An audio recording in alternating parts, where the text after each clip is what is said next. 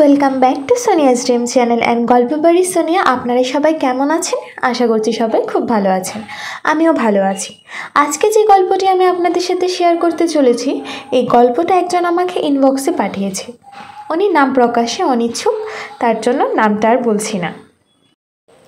ওর সাথে প্রথমে আমার পরিচয় বান্ধবীর মাধ্যমে, তারপর ওর সাথে কথা, আস্তে আস্তে প্রেম। সাব্বিরের ফ্যামিলিতে জানাই, তারপর আমিও আমার ফ্যামিলিতে জানাই। ওর বাসা আমার বাসা থেকে 13 ঘন্টা দূরত্বে। আমি ফ্যামিলির একমাত্র মেয়ে, তাই আমার ফ্যামিলি দূরে বলে সম্পর্ককে অসম্মত জানায়। তাও আমি হাল ছাড়িনি, কারণ প্রিয় মানুষটা হারালে প্রিয় মানুষ পাওয়া যাবে না।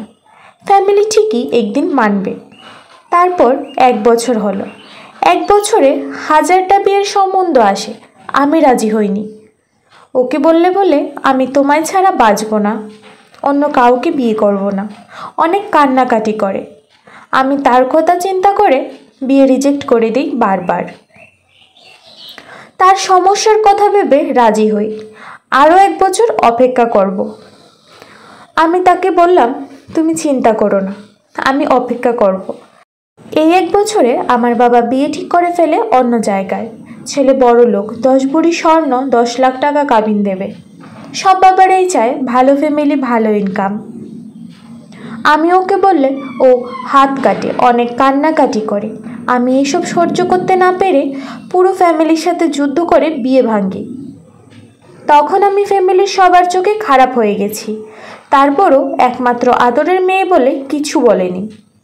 তারপর ওর পরিবারের লোকজন এসে কিছুদিন পর আমাকে রিং পরিয়ে যায়, এবং 1 শুক্রবার রিং পরানোর পর পরের শুক্রবারে বিয়ের ডেট ফাইনাল হয়। কালো অধ্যায় শুরু হয় শনিবার থেকে। ওর বাবার মোবাইলে অপরিচিত লোক কল করে বলছে, মেয়েটিকে বিয়ে করলে ছেলেটিকে মেরে ফেলে দেব।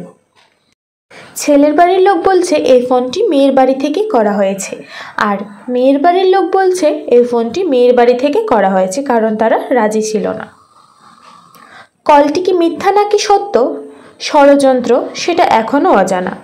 তারপর সে এবং তার পরিবার অনেক পরিবর্তন হয়ে যায়। আমি তাকে কল করে একটা নির্দিষ্ট জায়গায় ডাকি, তারপর তার পায়ে ধরে অনেক কান্নাকাটি করি আর বলি, তোমায় ছাড়া আমি থাকতে পারবো না, আসো আমরা কোর্ট ম্যারেজ করে ফেলি। কিন্তু রাজি হয়নি ছেলেটি।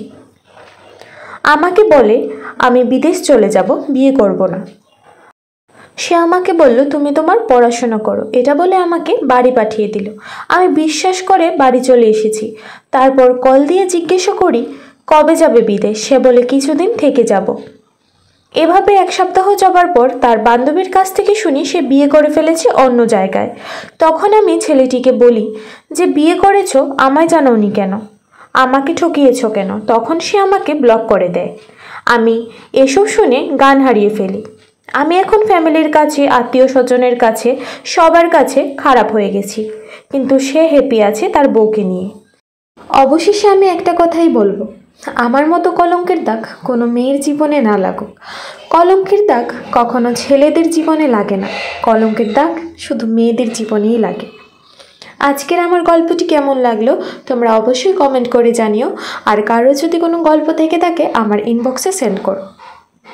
বাই বাই, আবারও দেখা হবে নতুন একটি ব্লগের সাথে।